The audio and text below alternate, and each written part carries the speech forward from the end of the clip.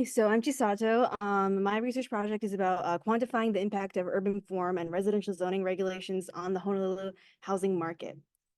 So there are two conversion crises occurring right now, and one is a housing crisis. We're all familiar with it. The state of Hawaii is dealing with a severe housing crisis characterized by some of the highest housing prices in the nation. In fact, at $1.15 million, the median housing costs in Honolulu are nearly 3 times the national average. At the same time, we're dealing with an urban planning crisis, and it's called suburban sprawling. So suburban sprawling looks a little bit like this, and like this, like this, and like this. And so these are all pictures in Hawaii, and it actually breaks my heart to see these pictures. And today we're going to be going over why that's the case. So to give a little background, suburban sprawling is essentially when the urban environment is dominated by single-use, single-family development. To go over the terminology, since not all of you are probably familiar with some of the terms that I'm going to be using today, a mixed-use zone is one that blends different land uses together. So if a single zone has, commercial uses, residential uses, think like restaurants and housing all in one area, that's a very mixed-use area, while a single-use zone only allows one land use in one area. So this would be kind of like a visual representation of that, whereas you can see our land uses are segregated when you look at single use zones right over here, but a mixed use zone would have all of these more integrated together. And so to illustrate, the issue, over 75% of all residential land in the United States is zoned exclusively for single family zoning. That means it's illegal to build anything from a duplex to an apartment complex on over 75% of all residential land in the United States. And what that means is that not only so anything from a duplex to an apartment complex is illegal to build. And in Honolulu itself, it's actually slightly worse than that. Just to familiarize ourselves with, some of the zoning law here in Honolulu.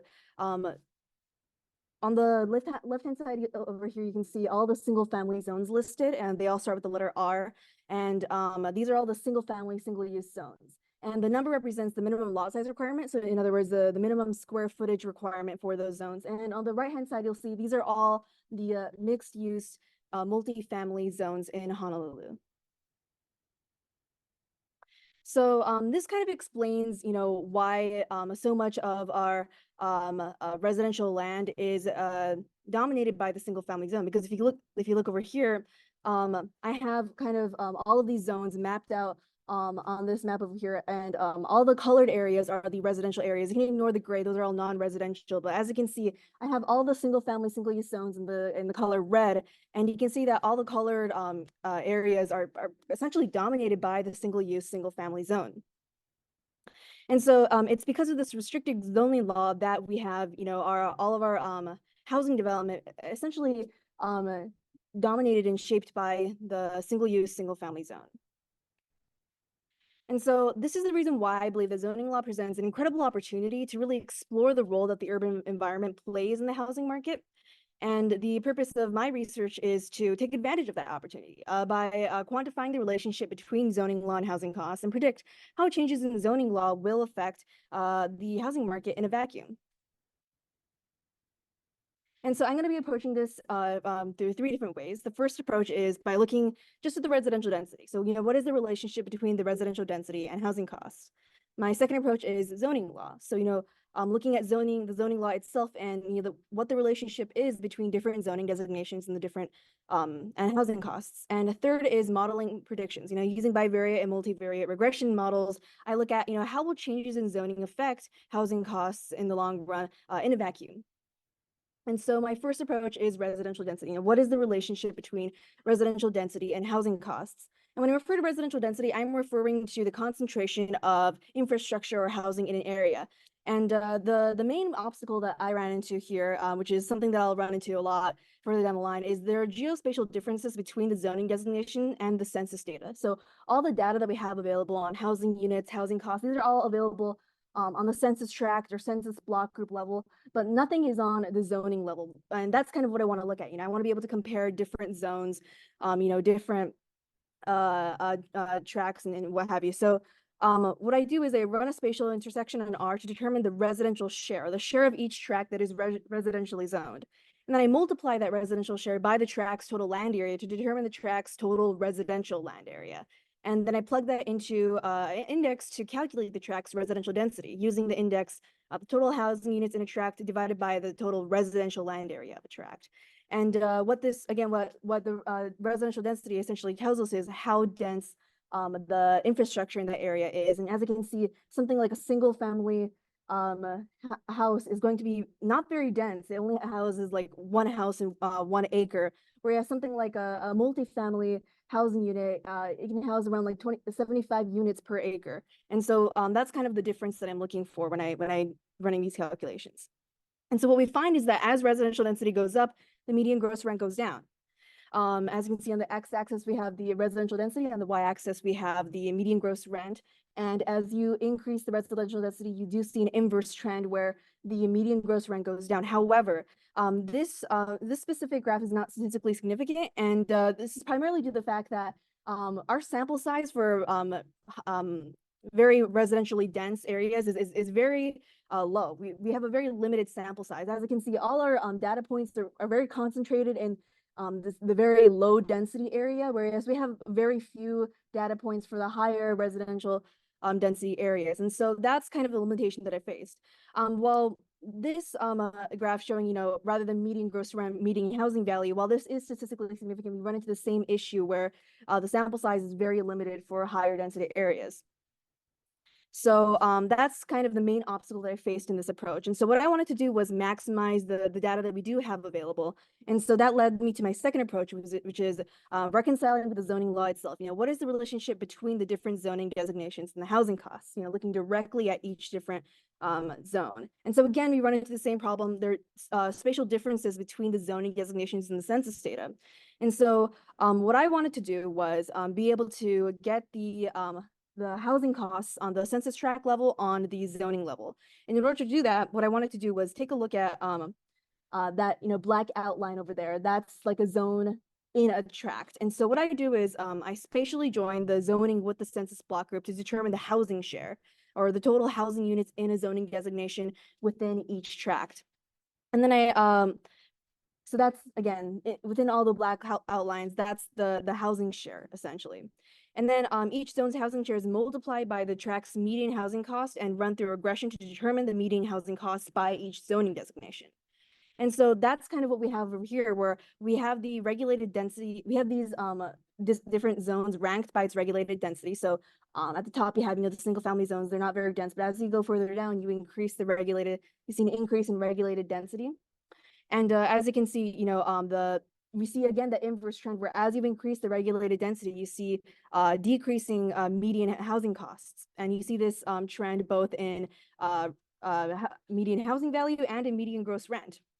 So something like an R10 single family zone, a single family zone with a minimum lot size requirement of 10,000 square footage that has around, over $1 million in the median housing value, whereas something like BMX3, which is a business, residential, mixed use zone that has around $450,000 in median housing value. So that's a stark contrast that we're seeing. And so what I wanted to do is categorize all those different zones into 3 different zoning categories: single family zoning, multifamily zoning, and mixed use multifamily zoning. And the contrast is even more stark here, where, as you can see, the weighted average housing value for a single family zone is nearly twice the housing cost of multifamily and mixed use multifamily zoning. So you see a similar trend here with the weighted average gross rent. And so that leads me to my third approach, which is modeling the predictions. How will changes in zoning affect housing costs? So we see this trend of higher density and more multifamily areas having lower housing costs, and we see this trend of lower density single family zoning having higher housing costs. So what will that mean in terms of predictions? And so what we have here is a bivariate regression model, and it's essentially showing as you phase in, more multifamily zoning and you phase out single family zoning, what kind of changes will you see in the housing costs? And as you can see, if you increase the share of multifamily zoning, you see a correlation of decreasing average housing costs.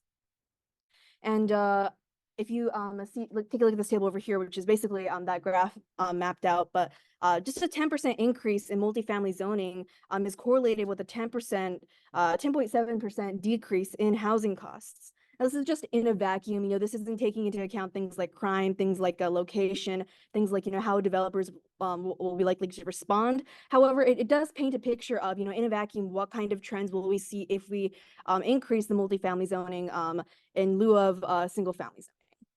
And so over here we have the multivariate regression, where this is essentially showing, if you increase each of these zoning designations by 1%, what kind of change will you see in the median housing value? And again, if you look just at the statistically significant examples here, something like BMX3, I thought this was the most interesting. If you increase that by 1%, you're going to see a decrease in median housing costs by 7.6%.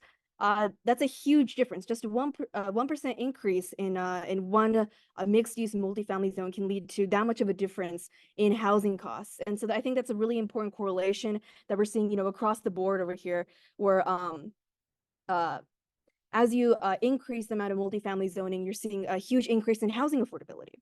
And so, of course, there are a lot of caveats and assumptions involved in this research. First, the max housing value in the census tracts, they only record up to $2 million and $3,500 for housing value and gross term, respectively. There's very limited sample size, again, for higher density and multifamily housing. We're using 2020 census data, so that's it could be affected by the pandemic. And again, we're making the assumption that housing units and census block groups are evenly distributed geographically when they're overlapping in multiple different zones.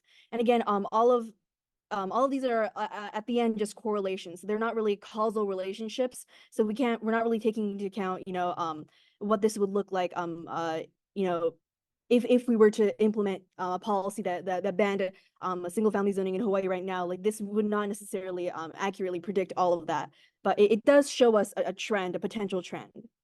And so what these results show us across the board is it suggests that more low density single use single family zoning means less affordable housing. And when we have more higher density mixed use multifamily zoning, we have more affordable housing. And so I think a lot of policymakers have caught on to this. Minneapolis has banned single family zoning. Portland has banned single family zoning. California in 2022, they banned single family zoning. And in Minneapolis, there's been a lot of research, tracking the result of that. And since they've passed that ban on single family zoning, they've produced the most housing than any other major Midwestern city.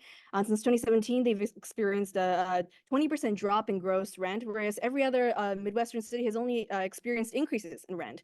And so we've seen that these upzoning policies have been successful. And so kind of want to end it off with this quote from this guy named Andres Duani. I quote this guy a lot. He's my favorite guy, favorite book.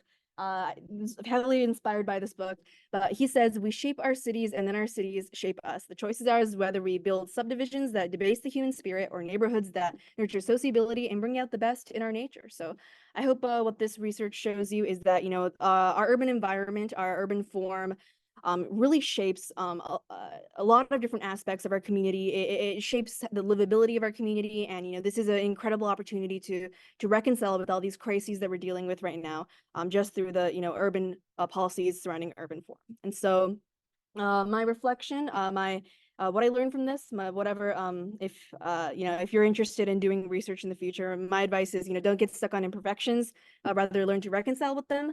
And that's actually kind of like the bulk of the research process, learning how to reconcile with imperfections, and also do your best with what you have. Look at the bigger picture. Mahalo to everyone who has supported me throughout this research process. Thank you to my dad for coming today. He was also very helpful. If you have any questions or